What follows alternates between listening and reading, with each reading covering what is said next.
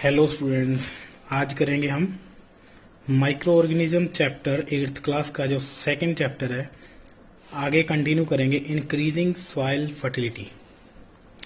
तो जैसे लिखा हुआ है सॉइल फर्टिलिटी, तो सॉइल मीन्स मैंने आपको बताया, सॉइल मीन्स सभी बच्चों को पता ही है। और फर्टिलिटी का मतलब उपजाऊ शक्ति, मतलब मिट्टी की जो उपजाऊ शक्ति है उसको कैसे इंक्रीज किया जाता है माइक्रो ऑर्गेनिज्म की हेल्प से, या फिर माइक्रो ऑर्गेनिज्म कैसे सॉइल की फर्टिलिटी को इंक्रीज करते हैं। बेटा आज का जो लेक्चर रहेगा ये प्रैक्टिकल, थोड़ा सा प्रैक्टिकल बेस्ड रहेगा। आपको प्रैक्टिकल एक्टिविटीज बनानी पड़ेंगी और प्रैक्टिकल एक्टिविटीज बना करके आपने मुझे पिक्स सेंड करनी है मेरे नंबर पर, और उन पिक्स में से जो बेस्ट पिक रहेगी उनको, उनमें से बेस्ट पिक निकालकर उसको एक इनाम दिया जाएगा, ठीक है।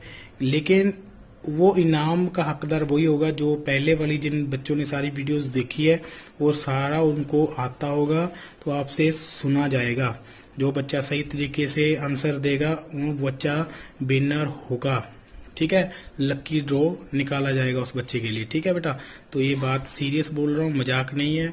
तो आपको दोबारा से फिर रिपीट कर रहा हूँ, जो बच्चा ये जो आज का वीडियो है ये पूरा प्रैक्टिकल बेस्ड है। अगर प्रैक्टिकली आपने अच्छा परफॉर्म करोगे तो पिक्चर क्लिक करके आपने मुझे सेंड करनी है, हल्की हल्की डिस्क्रिप्शन लिखनी है। तो जो बच्चा अच्छे तरीके से बनाएगा, पिक्चर क्लिक करेगा और अच्छे तरीके से उनकी एक्टिविटी शो होगी, तो उसको विनर प्राइज दिया जाएगा, ठीक है जी। चलो बेटा करते हैं इंक्रीजिंग सॉइल फर्टिलिटी। तो मतलब सॉइल की फर्टिलिटी कैसे इंक्रीज की जाती है, जैसे लिखा हुआ है some bacteria and blue green algae, sorry बेटा, some bacteria and blue green algae are able to fix nitrogen from the atmosphere। देखो एटमॉस्फेयर में क्या होती है, एयर होती है, और एयर में क्या होता है, नाइट्रोजन भी होती है। तो नाइट्रोजन को फिक्स करवाते हैं एयर से लेकर के, कौन, बैक्टीरिया और some blue green algae cyanobacteria, जैसे मैंने आपको पहले भी बोला था, ठीक है। एजिटोबैक्टर एक बैक्टीरिया भी बताया था और एक आपको साइनोबैक्टीरिया भी बताया था। वो क्या करते हैं, नाइट्रोजन को फिक्स करवा देते हैं मिट्टी के अंदर। तो टू एनरिच, तो उसकी जो है मात्रा बढ़ा करके सॉइल की फर्टिलिटी को एनरिच करवा देते हैं with the nitrogen and increase its fertility. देखो वही लिखा हुआ है। And these microbes are commonly called biological nitrogen fixer, और इनको हम बायोलॉजिकल नाइट्रोजन फिक्सर भी कहते हैं, ठीक है बेटा। तो जो बच्चे ये चैप्टर अच्छे तरीके से कर रहे हैं, तो बेटा ऐसी बात है कि आपको क्वेश्चन आंसर्स भी आपको करवाऊंगा। तो लेकिन उससे पहले ये है कि आपने खुद इस चैप्टर में से जो क्वेश्चंस आपको लगता है कि ये बन सकते हैं, जनरेट हो सकते हैं, वो खुद भी आप एक बार बनाओ, तो ये आपके लिए अच्छा रहेगा। ये इसको हम सेल्फ स्टडी बोलते हैं, ठीक है। सेल्फ स्टडी बहुत इंपॉर्टेंट होती है। तो यहाँ पर आपको nitrogen fixing blue green algae दिखाई गई है। तो ब्लू ग्रीन एल्गी इस तरह से देख सकते हो, इस तरह से उसका ये जो एनसीईआरटी बुक्स में दिखाया गया है, बहुत क्लियर है ये पिक्चर। इसको देखो, और आपको एक बार लाइव भी दिखा दूंगा प्रैक्टिकल में, ये लाइव भी दिख जाएगी साइनोबैक्टीरिया ब्लू ग्रीन एल्गी, ठीक है जी। हाँ ठीक है, आगे चलते हैं। Cleaning the environment. तो बेटा इसमें क्या लिखा हुआ है, क्लीनिंग द एनवायरनमेंट मतलब जब माइक्रो ऑर्गेनिजम्स होते हैं वो एनवायरनमेंट को भी क्लीन करते हैं। कैसे क्लीन करते हैं, मान लो कोई एनिमल्स का जो डेड कोई बॉडी पड़ी है, ठीक है, डेड बॉडी पड़ी है, कोई प्लांट्स की डेड बॉडी पड़ी है। तो अब क्या है कि मैंने आपको पहले ही बताया कि इसको साफ करने के लिए या उठा करके इसको दफनाने के लिए कोई भी ह्यूमन बीइंग आगे नहीं आता, ठीक है। स्वार्थी बहुत हैं लोग, इसीलिए। तो मतलब अब कुदरत ने क्या बनाया, माइक्रो ऑर्गेनिज्म बनाया, क्योंकि उस कुदरत को पता था कि अब ह्यूमन बीइंग्स नहीं आएंगे इनको दफनाने के लिए, इनका संस्कार करने के लिए या कुछ भी। तो क्या हुआ कि माइक्रो ऑर्गेनिज्म बना दिए गए। तो जो डेड बॉडीज थी उनको क्या माइक्रो ऑर्गेनिज्म ने क्या किया, खाना स्टार्ट किया, खा करके एनवायरनमेंट से उसको बिल्कुल ही टोटली क्लीन करना स्टार्ट कर दिया। तो मतलब अब क्लीनिंग का भी काम करते हैं कौन, माइक्रो ऑर्गेनिज्म। वही चीज लिखी हुई है, they collect waste of plants vegetable and fruit from nearby house and gardens. And इन्होंने यही भी लिखा हुआ, देखो यहाँ पर इन्होंने मैन्योर की बात की हुई है कि बोजो और Paheli has observed the school gardener making manure. मतलब उन्होंने देखा कि स्कूल में एक गार्डनर है और उन्होंने एक मैन्योर मतलब खाद बनाने का सोचा होगा। चलो कैसे खाद बनाई जाती है आपको बता देते हैं। तो फ्रेंड्स क्या किया उन्होंने, तो उन्होंने कलेक्ट किया प्लांट्स को, वेजिटेबल्स को, फ्रूट्स को, उनकी पील्स को जो गले सड़े होते हैं ना, तो इकट्ठा करके उनको एक जगह पे इकट्ठा किया जैसे आपने कोई जगह को खोद लिया तो वहां पे उनको इकट्ठा कर लिया, तो लेकिन थोड़े टाइम बाद देखा आपने कि वो कन्वर्ट हो गई मैन्योर के अंदर, तो उसकी खाद बन चुकी है। ठीक है, तो वो खाद अब किस चीज के लिए जरूरत है? आप पेड़ों के, जो लिविंग पेड़ हैं, जो जी रहे हैं, उनकी जड़ों में, रूट्स में डाल सकते हो, तो उसकी जो है मिट्टी की फर्टिलिटी इंप्रूव होगी और उनकी ग्रोथ भी अच्छे तरीके से होगी। तो ये यहाँ पर एक्टिविटी लिखी हुई है 2.5, तो एक्टिविटी आपको बता देता हूँ, समझा देता हूँ। तो ये आपने खुद करके मेरे को पिक्चर जो है वो सेंड करनी है मेरे नंबर पर। Take 2 pot and fill each pot half with soil. आपने 2 गमले लेने हैं, पोट मतलब गमले, और उनको आपने क्या करना है, सॉइल से आधा आधा भर लेना है। एक को आपने मार्क करना है ए के साथ, और एक आपको बी के साथ आपने मार्क करना है।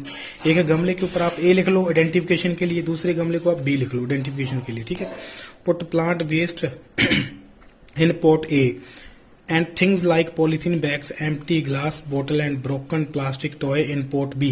तो आपने क्या करना है, एक जो आपका पोर्ट ए है उसमें आपने वेस्ट मटेरियल, जैसे आपका वेजिटेबल पील हो गए, गले सड़े फ्रूट्स हो गए, गले सड़ी सब्जियां हो गई, ये सब आपने इकट्ठा करके पोर्ट ए में डालना है। और दूसरे में क्या करना है, पोर्ट बी में क्या करना है, आपने प्लास्टिक बैग, पॉलीथीन बैग, जो भी आपका रैपर होगा वो सारा उसमें डालना है। प्लास्टिक का जो भी A to Z जो सामान होता है ऐसा, वो आपने इसमें डालना है। तो आपने देखना कि 3-4 हफ्ते के बाद आपने क्या देखना है, तो आपने ये देखना है कि मैन्योर किस में बन करके तैयार हो चुकी है। तो आपको पता चलेगा, एक क्वेश्चन यहाँ से भी जनरेट होता है कि बायोडिग्रेडेबल और नॉन बायोडिग्रेडेबल सब्सटेंसेस कौन से होते हैं। ठीक है, जो गल सड़ के खाद बन गए, मैन्योर बन चुके हैं, किसकी हेल्प से, माइक्रो ऑर्गेनिज्म की हेल्प से, तो उनको हम क्या बोलेंगे, बायोडिग्रेडेबल।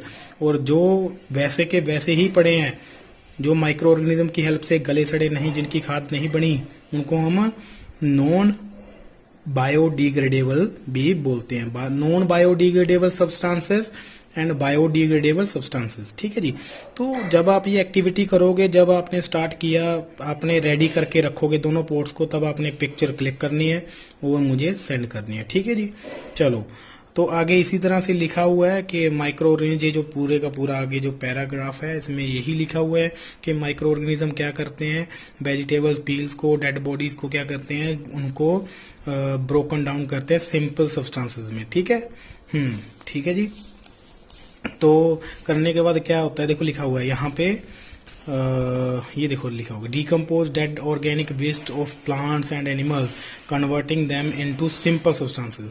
ऑर्गेनिक वेस्ट प्लांट्स को, जो मटेरियल होता है, उनको सिंपल सब्सटेंस में कन्वर्ट कर देते हैं, वो जिसकी मैन्योर तैयार हो जाती है और फिर वो प्लांट्स में डालने के काम आ जाता है। ठीक है जी, तो आगे बेटा लिखा हुआ है हार्मफुल माइक्रो ऑर्गेनिज्म। जो भी हमने पीछे पढ़ा है वो सारा यूजफुल, जो हमारे फ्रेंडली माइक्रो ऑर्गेनिज्म थे, जो हमारी हेल्प कर रहे थे पूरी डे टू डे लाइफ में, उनके बारे में पढ़ा। अब हम पढ़ेंगे हार्मफुल माइक्रो ऑर्गेनिज्म, जो हमें बीमारियां कोज करते हैं।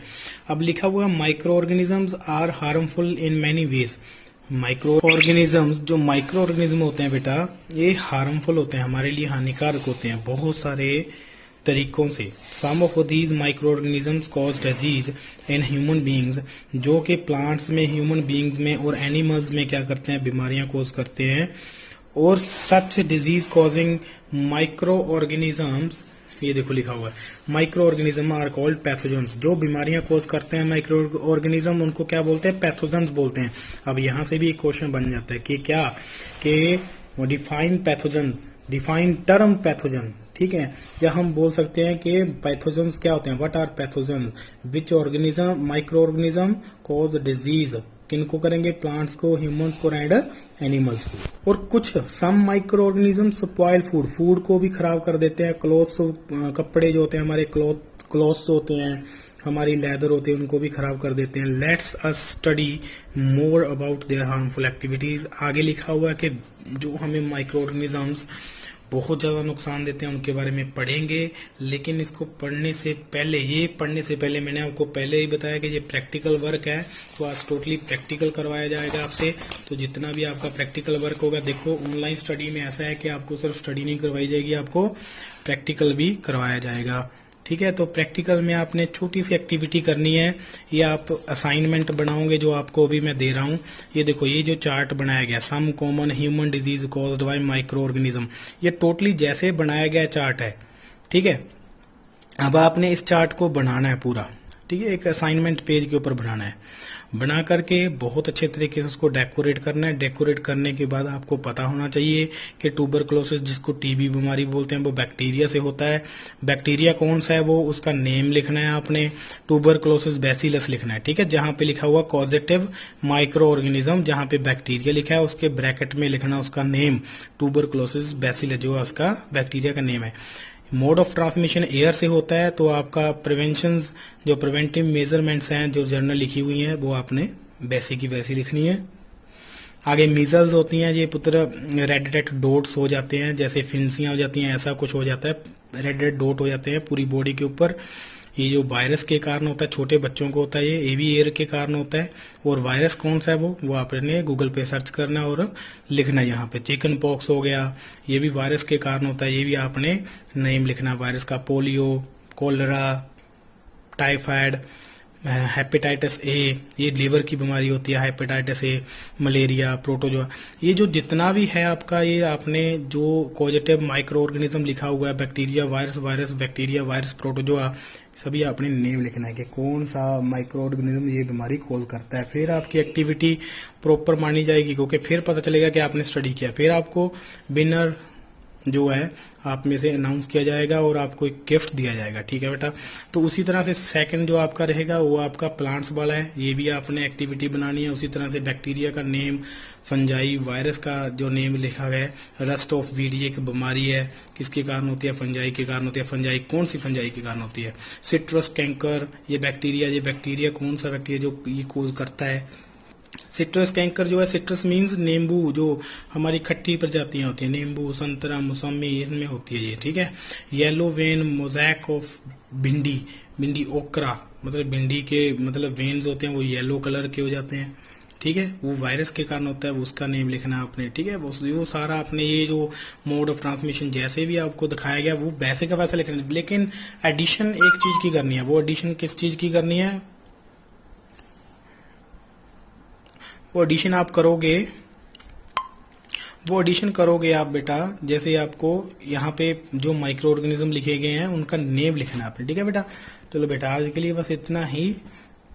नेक्स्ट वीडियो में मिलेंगे। आप एक्टिविटी अच्छे तरीके से करना, नहीं समझ में आएगा तो कमेंट बॉक्स में क्या करना, अपने कमेंट करना, मेरे को बताना, फिर आपको दोबारा से समझाऊंगा, ठीक है।